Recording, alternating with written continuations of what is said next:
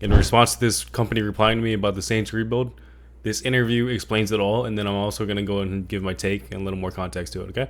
All right. What's this learning experience been like for you in this defense as you guys kind of, grow together and try to figure each other out and figure out the tendencies? For me, it's just really just me being a sponge, just soaking up all the game I can from my vets, and just sitting back and learning each day. No matter I'm doing good or bad, just always learning something new each day. So I feel like that's what been my learning experience so far. When you're leaning on those veterans like that, how much advice are those guys giving you? I guess off the field and on the field. I mean, really just daily, like, and sometimes you just listen to them, you like without them telling you personally, like you listen to them, you gonna learn a lot. Like just watching how like different vets move around here, you gonna learn who to follow and who not to follow, like or like who you need to lean on more. But they send a message without even just telling you a message when they not telling you a message. So just pay attention closely. I feel like. Honestly, I don't disagree, with like everything this person's saying. We have the same goal of trying to achieve the Super Bowl. I think we're just trying to achieve it in different ways. Now that the trade deadline is over, we're not doing anything within the roster.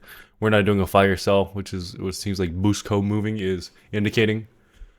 I really don't like the idea, and let me emphasize this again in my response, that trading veterans, although, obviously if you can get great value, you make the trade, everyone's going to understand. We had that with Shaheed season.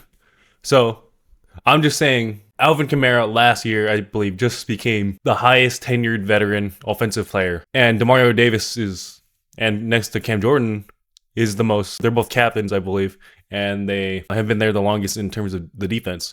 So if you get rid of that during a rebuild, you show the other players not only that, you can get cut after you're done here, after you're not producing as well.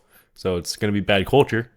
But then you're going to give up the opportunity for those newer players to learn under them. And, they need to understand, if they want to be on this team, they got to perform like Demario Davis has.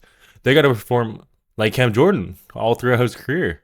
And if like last season we still had Matthew, if we didn't trade Lattimore, then we would, be helping newer players train under them too. But unfortunately, we don't have them anymore. But for this case, this is our selection. And I'm not saying we won't trade them, because the way Demario Davis is playing, he might have another year or two out of him where we could get a really good, trade value.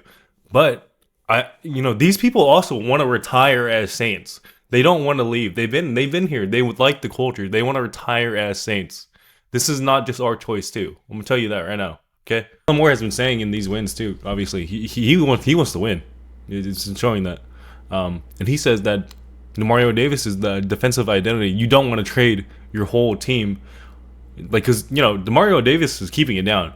Okay, so imagine if we have games earlier in the season, if we did trade Demario, where defense can't even like stop with it, because defense looks amazing right now. Now we never get to see Spencer Rattler do well. We never get a chance to see Tyler Shuck do well, because defense is getting dominated. They're forced to score every possession, which obviously they've shown they can't, which would have been awful, and we would have been saying something about that too. So I'm glad we got what we got, and I got to trust this process. Who dat?